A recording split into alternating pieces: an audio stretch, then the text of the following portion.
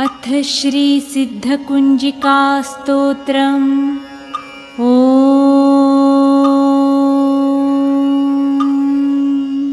शिव उवाच शृणु देवी प्रवक्ष्यामि कुंजिका स्तोत्रमुत्तमम् येन मन्त्रप्रभावेण चण्डीजापशुभो भवेत्।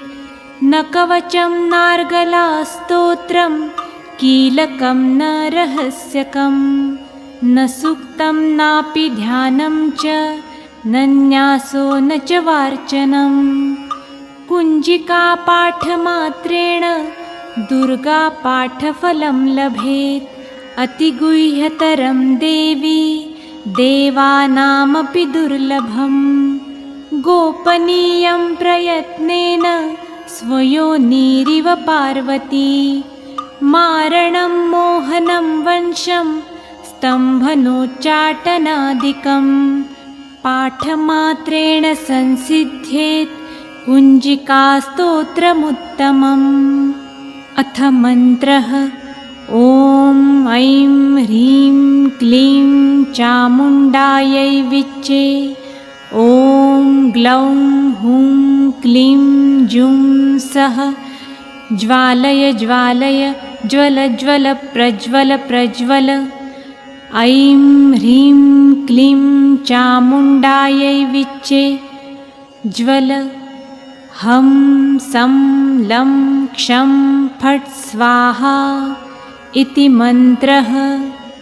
नमस्ते रुद्ररूपिण्यै नमस्ते मधुमर्दिनी नमः कैटभहारिण्यै नमस्ते महिषार्दिनी।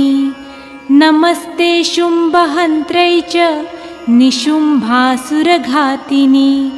जाग्रतं हि महादेवी जपं सिद्धं कुरुष्व मे।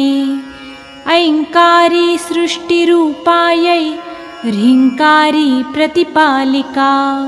क्लीङ्कारी कामरूपिण्यै बीजरूपे नमोऽस्तु ते। चामुण्डा चण्डघाती च यैकारी वरदायिनी विच्चे चाभयदा नित्यं नमस्ते मन्त्ररूपिणी। धां धीं धूं धुर्जटे पत्नी वां वीं वुं वागधीश्वरी। क्रां क्रीं क्रूं कालिका देवी शां शीं शूं मे शुभं कुरु। हुं हुं हुंकाररूपिण्यै जं जं जं जम्भनादिनी। भ्रां भ्रीं भ्रूं भैरवी भद्रे भवान्यै ते नमो नमः। ॐ अं कं चं टं तं पं यं शं विं जुं ऐं विं हं क्षं धिजाग्रं धिजाग्रं त्रोटय त्रोटय दीप्तं कुरु कुरु स्वाहा।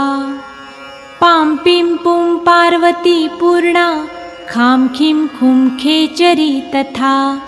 सां सिं सुं सप्तशती देव्या मन्त्रसिद्धिं कुरुष्व मे।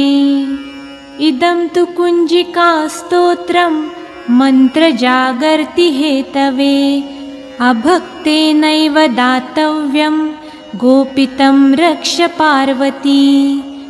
यस्तु कुंजिकाया देवी हीनां सप्तशतीं पठेत् न तस्य जायते सिद्धिररण्ये रोदनं यथा। इति श्रीरुद्रयामले गौरीतन्त्रे शिवपार्वतीसंवादे कुंजिकास्तोत्रं सम्पूर्णम्। ॐ तत्सत्।